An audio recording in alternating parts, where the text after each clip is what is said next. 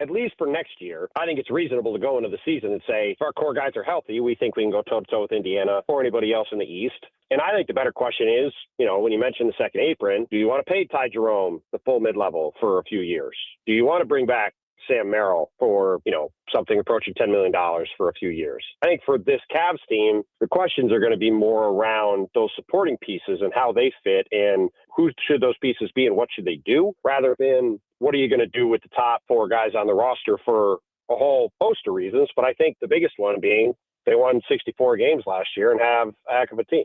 Yeah, great thing, and I'm going to talk about that here momentarily. I thought we were going to hang up City. I thought it was going to be. Why? I really was picking up some vibes there, man. I was really picking it up between you two. Thought it was one of those lose my number. Oh my gosh! I thought we were going to have a Dave Lapham situation. We've had Bontemps on, I think, 2 or 3 other times. Oh yeah, and the other time, I think you were out, and I think G. Bush was in, and Bontemps was with me the whole time and was arguing with Garrett Bush. So, Bontemps. Anybody that listens to his podcast with Wendy, I mean, those guys go at it all the time. That's why we like Bontemps. That's why we want him on. Is that he'll mix it up in so many ways. Wendy and Bontemps remind me of you and me. There's a couple times where Brian Windhorst has lost his mind and started screaming, and I'm going, "Oh, this sounds familiar." You got to go back and hear that interview. 923thefan.com. That was amazing. It got very tight there for a moment. I know Joey's getting a clip because I was like, "Uh-oh, this is getting to a weird place here between you two." Well, because I think the heart of these debates and the same debates I'm having with you is there is no way to trade Darius Garland and get an awesome starting 6'7", great defensive player and also great offensive player. Like, that's not happening. So, which is kind of what he's alluding to. And what I'm saying is, the Cavs have so few moves that they can truly make if they want to keep the team's identity what it is, that I think you might have to sacrifice offense, get the defense, and then hope that Evan Mobley can hit his ceiling by filling that lost area, by filling that vacuum. And in doing so, make you a better team and a more formidable team in the playoffs. Like, it'd be great if we could just trade anybody and get a perfect player in return, and then you're better at everything. That's not what I'm trying to do is provide a blueprint of how Evan Mobley can ascend, where I think the guards are taking up. I do. This is where I disagree with Tim Bontemps, and I thought the playoffs that we just saw were such evidence that the two guards are monopolizing the ball too much. It's not that Darius can't pass the ball. I mean, he's a very, in fact, I think at times he's an elite passer. But in the playoffs, just throwing the ball and cutting, that's not what gets it done.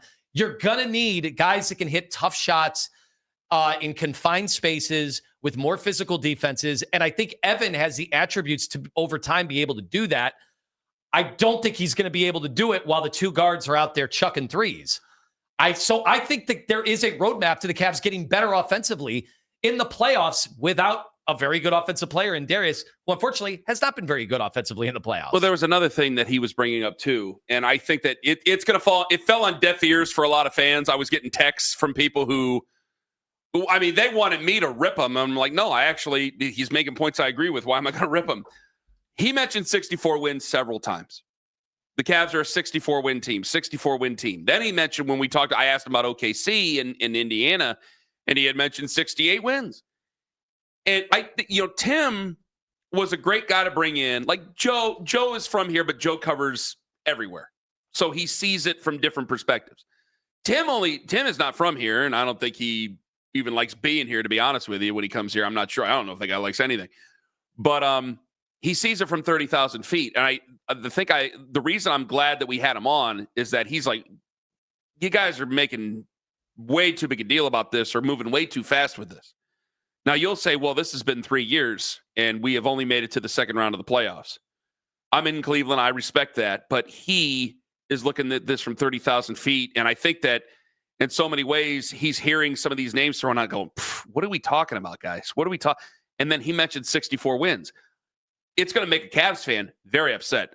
Cavs fans do not care about 64 wins, and they will not care about wins this coming year. Certainly won't care next year. No, but remember the comment from Donovan Mitchell right after they got eliminated. He goes, "We could go 82-0 next year. No one's going to pick us." And they won't. But I think what he's trying to highlight when he says 64 wins, 68 wins, is going, hey, you're close. I don't think you need to overreact here and move on from a player as talented as Darius Garland. Wasn't as glowing about Jarrett Allen or anything, but it's more, he's bringing up that it's more realistic to kind of hold on to the core four and maybe improve on the margins of what you're going to do. I think that it is still a big deal to win 64 regular season games. You can't go out and catch everybody on a night where they don't care to win 64 games. What happened in the playoffs was ugly and was one of the biggest letdowns I think we've ever seen as Cleveland sports fans. I know, well, Ken, the World Series, you were proud of those teams. You were proud of those teams to get to those levels. AFC championship games in the past, you're proud of them. NBA finals, you're proud of those teams. This was not a pride situation. But he's kind of trying to calm the waters, going, hey, you win a boatload of games for a reason. You have one of the best offenses in NBA history for a reason.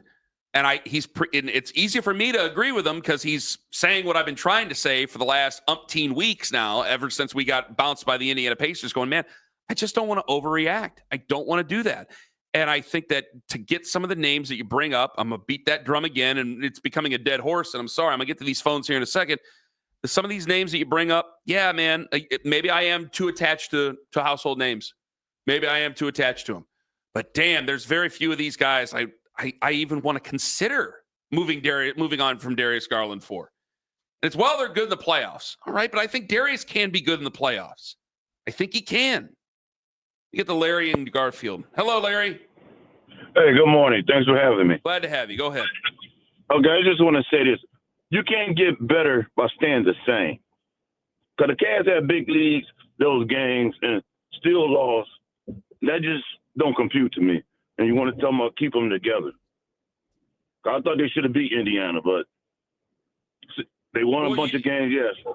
That's good. But in the playoffs, it just don't compute to me. So we just got to get rid of them because they lost to a team that went to the NBA Finals? I mean, it's the way they lost. Well, they had guys hurt. Okay, but they had big leads with guys hurt too. They did. They did have a big lead in game 2. That's right. But Indiana has kind of come back. And Larry, thank you for the call. Yeah, Pacers have done it to everybody. The Pacers have kind of done it to everybody, including the Oklahoma City Thunder in game 1. That's why I wonder, Ken, we get a chance to ask Tim this. They're a team that takes advantage of you leaving them in the game. Is that not what it is? I mean, when Tim said that about Oklahoma City. We've never seen a team like this. We've never seen the Pacers, who don't really have that unbelievable superstar who can get his shot off at any point. That's not what Halliburton does. But all of a sudden, he has 4 signature shots in the playoffs. That's never happened in the history. Robert Horry is the closest thing to it, but his shot making spanned like 5 years, 7 years in the NBA Finals for 2 different teams. But this is one playoff run that Halliburton's done this. So it is tough. Like, correct. There's so many set of circumstances where you could have seen the Pacers just fall in these series and things go a different way. But when it happens a 4th time, you got to eventually say, like, there's obviously something there. Halim in Cleveland, you're next up on the Fan. Hello, Halim. Good talking to you, gentlemen. The thing is, no one wants to hear patience, right? The NBA has made it really, really hard with the way the new rules are to keep teams together, so it makes it incredibly tough over the long run. However, I've said this a multitude of times. The only exception is Tatum and Brown, and it's because there was 2 of them. Jokic, LeBron, the star on every team in the last 10 years in a championship has to be in their mid to late 20s. The consensus coming out of this playoffs is for us to win a championship that Mobley has to be the best player on the team. He is 23 years old. Keeping them together is tough for everyone mentally. Preaching patience in America is impossible. However, you need to keep the team together. You saw the leap they made from the year before last to this year. And yes, I get it. When we look at the playoff results, everybody goes, oh, they went out in the same round. Guys, trying to convince us this past year's team's the same as the year before as a joke, and not that you were doing that at all. Do you think we would have beat people that are trying to do that? Do you think we would have beat the silly. Knicks? I mean, look, we're an awful matchup for the Knicks. It's tough when you bring the injuries into the equation. But the bottom line is another, I hate to say this, 2 years of maturation for Mobley to be the best player on your team, and then you can win a championship. If you need Mobley to be the best player on a team, go look back. LeBron needed the age. Jokic needed the age. Just go back team by team by team that won a championship. Look at the age of their best player. He wasn't 23 or 24 outside of Tatum and Brown, but there was 2 of them. So should they not have traded? Right? Should they not have traded for Donovan Mitchell because he doesn't match the You can't do that, unfortunately. Like we can't have that mentality, guys. And yes, I get it. He doesn't fit the age profile now. He's going to be in his late 20s when we win this thing, and we will win this thing. I genuinely believe that. We are best situated outside of OKC with the money and the people we have locked up for the long term. And this is an old Indians proverb here, or Guardians proverb. Enjoy the run, right? Like you enjoy it while it lasts, because we're gonna have to break this team up. Enjoy Lindor while he's here. We're gonna look back 2-3 years from now if we break this thing up, and we're gonna be angrier than ever, right? Stick with it. Mobley improved year over year. He got heavier. He got stronger. Yes, he got injured in March, and he just had surgery. That wasn't an accident, right? So let them continue to grow and get better, and I believe they will win a championship in the next 2 years. Helene, thank you very much for the call. 216-474-0092. The reaction's red hot from this. I want to take a few more weeks. It doesn't make a lot of sense to just get rid of a good offensive player to have another guy shoot more. But then get a better defense, get more length, get more athleticism defensively. That's a different question. So how do you get those guys? You have to trade somebody that's worthwhile. That's not what you just said, though. Do they need to get rid of Darius Garland to have Evan Mobley shoot more? And I think the answer to that is no. I think there just has to be a focus on having Evan Mobley shoot more. And it continued like that. Hear that interview, 923thefan.com. Outstanding moment between you and Tim Bontemps. Where are you ranking that? It wasn't Dave. Is Dave Lapham hanging up on us the number one? Yeah, is that the number one for me? If you're saying that the offense honestly, I don't want anything from you really. So let's just guys, I appreciate it. It was great. It was great catching up. I can see why you has a good time up in Cleveland. Okay, Dave, thank you guys. Thank you very much. That's amazing. Well, you could rank it that way, or you could rank it. Where is it ranked for Lima? Coach, you don't seem nearly as upset after the first few games yet. Well, then you don't understand me, and you're making a judgment that I don't think you're capable to make. Is the reality maybe saying that after the season right now? No, let's get back to you first. All right. Don't tell me how upset I am. That's actually if we're doing personal history, that's all-time number one. I do watch all the President Trump press conferences because I thought I was going to be a political reporter. Yes, I really did. That's how the career started.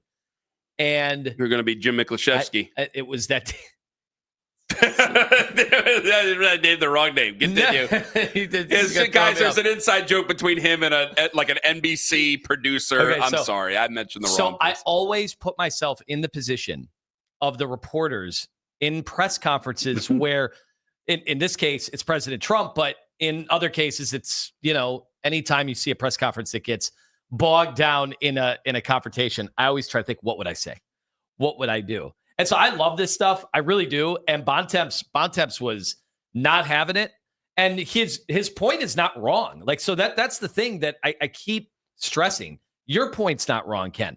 Like, it sucks to even have to talk about how a 64-win team could get better when they were spectacular all year. They were so dominant for most of the season.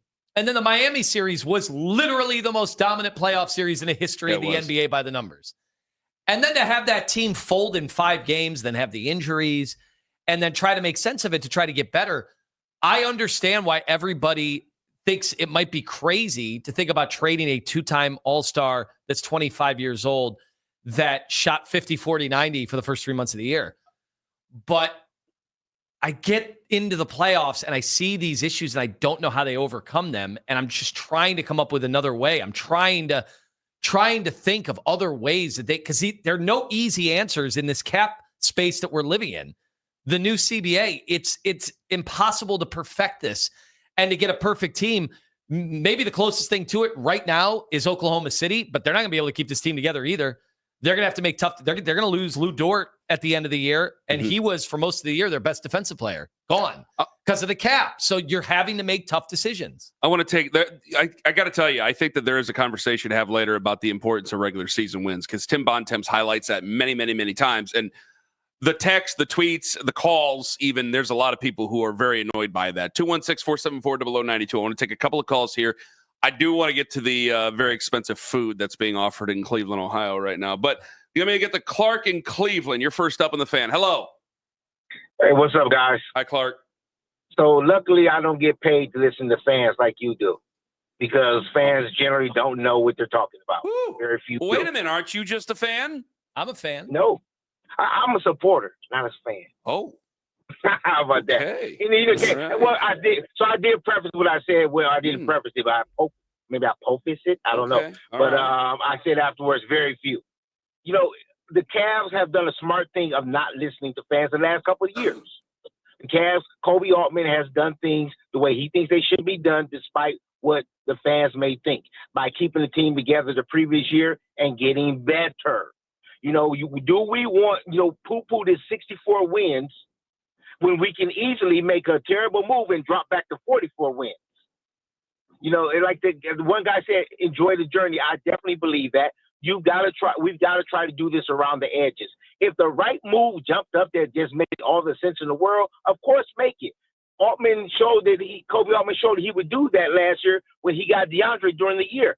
There wasn't a consensus that the Cavs, a lot of people thought, hey, maybe you don't make a move and mess up the chemistry. But he did that because he said this was the right move. So I don't think the Cavs are shy of making a move, but they're smart enough to know that not just making a move for the sake of making a move is not the right thing to do. So I think they'll do the right thing. And you can get better by not making changes because you can make what you have better. You absolutely can. Clark, thank you very much for the call. It was a fine call. Mike and Medina, you're next up on the fan. Hey, I echo what he said about not listening to fans because I would jump in the lake if I had to listen to these morons call every day. Like I swear, we have watched LeBron James take a 8-win team. I don't care about regular season's wins. It matters in the playoffs. We've gone out in the same round, same amount of wins the last 3 years with Darius Garland getting injured, Evan Mobley being meek, Jarrett Allen just no-showing, and then Donovan Mitchell ending up with calf issues. He's going to get hurt doing this every year. It's the same thing every year. I don't know what move they need to make, but they cannot run it back. If you are serious about winning a championship, you cannot run this back year after year after year. That's interesting here. You agree with Clark about calling other people idiots, but you totally disagree about how this team should be put together here in the future because Clark is not saying to run it back. Clark is saying to run it back. He's not saying to make moves. You're saying to make moves. Yes, they have to do something. And I don't know what the move is to be made. I agree. We need a wing. We need someone who can play defense. And we just need shot making in the playoffs. Because, again, year after year, we're not scoring points in the playoffs. And I'm so sick of just listening to people, run it back, 64 wins. I don't care. I want to win a championship. Well, wait a minute, Mike. I'm saying to run it back. I didn't once mention 64 wins in my argument. No. I didn't say a damn thing about 64 wins over the last few weeks. No, I know, and I disagree with you, and I hate saying that because I agree with you most of the time when it comes to the Browns. But I don't listen. I don't want to give away what I can sell because I got another hour and a half because I wanted to do this at 9:20, but I'm going to do it right now, Mike. Thank you very much for the call. 64 wins to me, I know is not a big deal. You just shot the thing right there in the street because it doesn't matter anymore because you lost in the second round again. So that doesn't matter. However, I'm looking at it from the perspective of, all right, are we really going to be made a good playoff team next year? Or are we focusing too much on some of these guys and what they do around their other prime players? That's what I'm worried about. Those performances with the other prime players. Because Indiana, they didn't start out too terribly hot. The New York Knicks, they're at a crossroads right now about who they want to be and what they want to do. And they're overly aggressive. And they went to the Eastern Conference Finals here. So I can't tell you how many regular season wins the Indiana Pacers had. I just know it wasn't probably nearly as many as ours. That's all I can tell you. Oh, wait, Donovan Mitchell no-show in the playoffs? The caller said, but Donovan was a warrior in the playoffs. I agree. But I can't fight him on every single thing. He put the team on his back. Like, he's the only guy that actually can elevate his game in the playoffs. I agree with you, but I can't fight him on every single thing. Yeah. I don't mention 64 wins in my argument, but you don't win 64 games in the regular season by not being a really talented, really good basketball team. I agree. It doesn't happen like that. I mean, I know that everybody's mad at the Cavs, and they're mad at Darius Garland because of the injury and all the other stuff that he can't do. But you're not going to find 64 teams, we're playing the Cavs tonight, better roll over and die. Like, no, that didn't happen by accident. So I can see Tim Bontemps. I can meet him halfway at least and go, 64 wins. I think that it would make anybody's head in Cleveland spin like a top if you were to just keep saying 64 wins. But I think the bigger point is he's saying is that you're a really good team, and he doesn't believe that they should be making that strong of a move right now, which I can agree with anyway. We'll get back to that coming up here in a